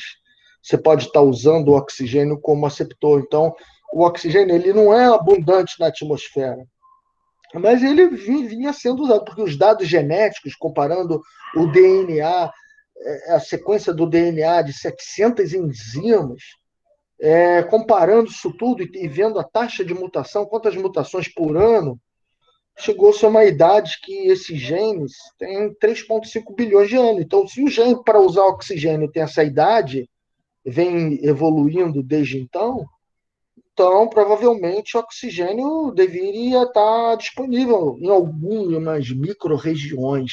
Então, provavelmente, nesses geysers, nessas regiões de fontes termais, você poderia ter, sim, o oxigênio como aceptor de elétron e permitir todas essas reações de oxirredução que eu já mencionei. Então, não precisa ser só oxirredução, essa energia pode vir do Sol, tá certo? Pode vir da luz, de fótons. Então, são os fototróficos. Então, aqui eu falei basicamente dos quimio-autotróficos, tá certo? Dentre eles, você pode ter os que fermentam, os que quebram e geram ácido lático. Tá? Você pode ter aqueles que extraem energia dos minerais de oxirredução, tá aí, ó, vários doadores de elétron, com enxofre, com ferro, com amônio, com tudo mais, isso na coluna do meio. E os fotossintetizantes, que também surgiram nessa época. Tá? Esse anel porfirínico da clorofila é muito antigo, existe no espaço. Então, você conseguir acoplar a luz das estrelas, o fóton que vem das estrelas, com reação química, é muito vantajoso. Tem abundância de fótons na Terra, e no mundo, e no universo. Tá? Então, gente, como a gente já terminou o tempo, e eu não devo e não posso, nem quero continuar, na próxima aula, nós falaremos mais sobre o metabolismo aqui, ó. Eu já ia começar a falar do ATP, do NADH, tá? Ia falar aqui de ciclos de nitrogênio, aqui, ó, ia falar de quimioautotróficos, heterotróficos, NADH ou NADHI, e assim a gente vai poder falar sobre a origem da célula. E vou falar das bactérias eletrizantes, esses fios condutores de eletricidade feitos só de bactéria. Mas isso vai ser a próxima aula. Deixa eu apagar a apresentação para não dar todas as informações da próxima aula. Tá?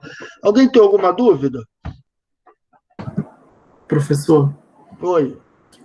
Não em relação à matéria agora, mas eu tenho uma dúvida sobre como vai funcionar o fórum. Como o senhor não terminou esses slides, se vai deixar para responder agora ou na próxima semana, a pergunta do fórum dessa semana? Não, veja só. O meu maior objetivo com o fórum não é necessariamente responder aquela pergunta que está lá. Isso é só um direcionamento, é só para iniciar uma discussão. O mais importante do fórum é um retrato da cabeça de vocês. É o que vocês estão entendendo da aula. Usem o fórum para retratar o que foi falado na aula da semana. Isso que é importante. Tá? Eu vou dar uma checada, vou ver se o que eu falei hoje se encaixa na pergunta do fórum. Se não se encaixar, eu vou mudar essa pergunta. Mas mesmo que se eu vier a não mudar, não interessa. Chega lá, escreve tudo que você achou de legal na aula. Imagine que você está convencendo alguém que não acredita em ciência, tá? Imagine que você tem que ser muito coerente, muito claro, conectar muito bem os conceitos, para não ficar parecendo metafísica, algo que vem do além. Não, as coisas acontecem porque tem uma razão, porque vem reagindo dessa maneira. Existe um mecanismo. É uma hipótese? É uma hipótese, mas é uma hipótese fundamentada em evidências científicas. Tá certo? Então é importante você dar as evidências científicas. Acho muito importante treinar vocês para argumentação baseada em evidências científicas, porque vocês serão cobrados disso quando estiverem conversando com leigos, e vocês terão que ser simples, diretos, precisos. Isso é muito difícil, muito. Então vai treinando isso, tá? Entendi. Obrigado. E eu também ia perguntar ao senhor se teria como, na parte dos slides que é escrito pelo senhor, sem ser as imagens, se o senhor poderia escrever em português para facilitar o entendimento. É verdade, olha que falha minha. Eu tinha que dar aula em português, né? Tá escrevendo tudo em português. Eu prometo que na próxima aula eu vou prestar atenção nisso e mudar tudo para português. Só quando é título mesmo de artigo e legendinha de artigo aqui não dá, tá? Mas eu prometo, vou prestar atenção nisso. Eu entendo quando o artigo é em inglês e tudo mais, mas obrigado. Mas tem gente que não entende, né? Não, eu entendo o porquê do senhor colocar o artigo em inglês. Tá, como referência para saber procurar e achar na internet, correto. Tá? Para mim, gente, o mais importante dessa disciplina é munir vocês de referências bibliográficas, tá? Esses são artigos em revistas conceituadas que vocês podem confiar, tá certo? E são fontes das bases, né, para poder argumentar. Ali está a metodologia, ali está a conclusão, ali está um estado da arte, o que já foi feito, tá certo? Então, pelo menos você sabe ler o resumo, é muito importante. Nem eu leio o artigo todo, é muito difícil eu ler um artigo todo. Tá? O que eu estou interessado é que revista que é a primeira coisa. Eu só confio em revistas boas. Revistas que não são boas, eu nem leio muito. Então, já vou só em revista confiável, que tem corpo editorial de peso. Quem decide se vai ser publicado ou não são pesquisadores altamente capacitados, né? Escolhidos a dedos no mundo. Segunda coisa é o título, o ano e o resumo. Tá legal? De repente, eu dou uma lida na introdução, na metodologia, mas, de uma maneira geral, o resumo tem tudo que eu preciso para me munir de argumentos, tá legal? E ser convincente. E não dizer, olha, o pessoal disse que é assim, ó, eu estou só transmitindo para você que é assim, ó, tá vendo? Não me pergunte muito, eu só estou só... Não pode ser assim. Tá? Então, a gente tem que entender. Tá legal, gente? Então, tô segurando muito vocês aqui. Mais uma vez, agradeço a presença de todos. Tá? São todos... espero realmente ter agradado e que tenha sido útil a aula de hoje. Sinceramente, gostaria muito de ver que essa aula foi útil. Vamos ver lá os argumentos que vocês vão usar, né, para explicar a origem da vida. Vamos ver se agora vocês têm um cenário bem mais palpável e plausível para a origem da vida, tá certo? Tá legal, gente.